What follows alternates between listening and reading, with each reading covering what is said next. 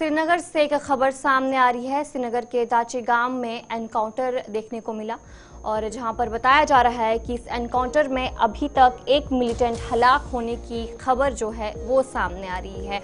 और जराये के मुताबिक ये भी बताया जा रहा है कि इलाके में 2 से 3 मिलिटेंट मौजूद हो सकते हैं और ये ऑपरेशन इस वक्त जारी है। इस ऑपरेशन में पुलिस, सीआरपीएफ मौजूद है और उनकी तरफ से ये मुश्तरका ऑपरेशन जो है वो चलाया जा रहा है। श्रीनगर के दाची गांव में एनकाउंटर शुरू हुआ और देर रात को बताया जाता है कि गोलियों की आवाज़ सुनी गई और उसके बाद से ये जो एनकाउंटर है, ऑपरेशन है, वो शुरू किया गया है। और इस ऑपरेशन के दौरान एक मिलिटेंट हलाक होने की भी खबर सामने आ रही है और ये भी बताया जा रहा है कि इलाके में 2 से 3 मिलिटेंट मौजूद है और इस ऑपरेशन में पुलिस, सीआरपीएफ की तरफ से जो मुश्तरका ऑपरेशन है वो चलाया जा रहा है। श्रीनगर के हारवन इलाके में दचेगाम जंगल की बात करेंगे तो वहां पर सिक्योरिटी फोर्सेस और मिलिटेंट के दरमियान फायरिंग का तबादला हुआ और जिसमें एक दहशतगर्द की मारे जाने की खबर भी सामने आ रही है। और ये बताया जा रहा है कि एक मखसूस इंटेलिजेंट इत्तलात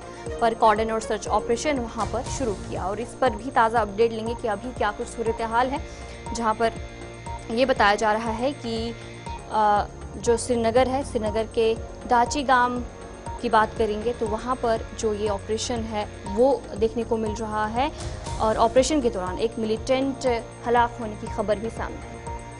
इसी पर हमारे साथ जानकारी देने के लिए हमारे नुमाइंदे इरफान फासिल ज्वाइन कर चुके हैं। इरफान, बताएगा क्या कुछ अपडेट है अभी इस वक्त? अदिया, जहां तक एनकाउंटर के हवाले से मैं बात करना चाहूँ, ये कल रात को 10 बजे के करीब जो है दाची गांव का इलाका, जो कि हाई रीच पर जो है पहाड़ी पर एक इलाका जिसे क्राल मोहल्ला के नाम से जाना जाता है, वहां पर सिक्योरिटी छुपे बैठे हैं। तो जिस तरह से हमने देखा कि ये खबर जो है सिक्योरिटी फोर्सेस तक पहुंची, उसके बाद हमने देखा कि इस इलाके को पूरी तरह से मुहासरे में लिया गया और तकरीबन 10:30 बजे के बाद वहां पर गोलियों का तबादला जो है वो शुरू हुआ है।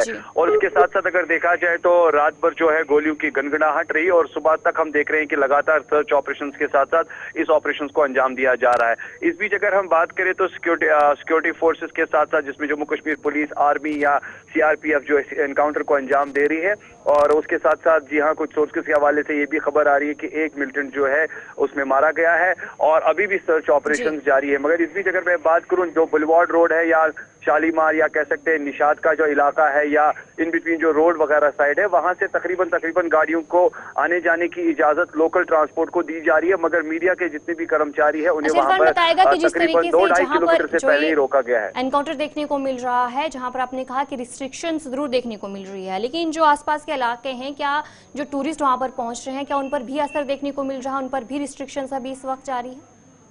देखिए, रिस्ट्रिक्शंस कोई ऐसी नहीं है। मैं आपको बताना चाहूंगा कि रिस्ट्रिक्शंस खाली मीडिया को है। मीडिया को तकरीबन 2-2.5 किलोमीटर पहले ही रोका गया है, उनको प्रॉपरली स्पॉट पर नहीं जाने की इजाजत दी जा रही है और खास तौर पर हमने देखा कि कोई ड्रोन सर्वेलेंस वगैरह लगाए गए हैं और पूरी तरह से इस इलाके को अभी भी मुहासरे में लिया गया है। जांच पड़ताल जारी है। मगर जहां तक सिक्योरिटी फोर्सेस का ताल्लुक है, जिसमें मैंने पहले ही कहा आपको कि जम्मू कश्मीर पुलिस, इकॉय या फिर इसके साथ साथ सीआरपीएफ या कह सकते हैं कि दीगर अमला जो आर्मी का है, वो इस ऑपरेशन के साथ जुड़ा हुआ है। क्योंकि तकरीबन 22 दिन पहले भी कुछ इस तरह से, जैसे आपको याद होगा कि इसी बेल्ट में जो है तकरीबन गन शॉट्स हुए थे और उसके बाद फायरिंग वगैरह हुई थी, मगर बाद में जो है वो मिलिटेंट्स वहां से फरार हो गए थे। मगर अब जब के सिक्योरिटी ने पूरी तरह से मुहासरा लिया, उसके बाद जांच पड़ताल भी रही और कंटिन्यूसली इस इलाके को जो है वो उस पर जांच पड़ताल चलती रही और पूरी तरह से उसको मॉनिटर किया गया। तो कल रात को जबकि खबर आई और उसके बाद इस एरिया को पूरी तरह से कॉर्डन किया गया, जिसमें ऑपरेशन स्टार्ट किया गया। इरफान, बताएगा कि जहां पर ये बताया जा रहा था कि इस ऑपरेशन में अभी तक एक मिलिटेंट हलाक होने की खबर है और ये भी बताया जा रहा है कि 2 से 3 मिलिटेंट वहां पर मौजूद हो सकते हैं, तो ऑफिशियल की तरफ से कोई कंफर्मेशन इस हवाले से?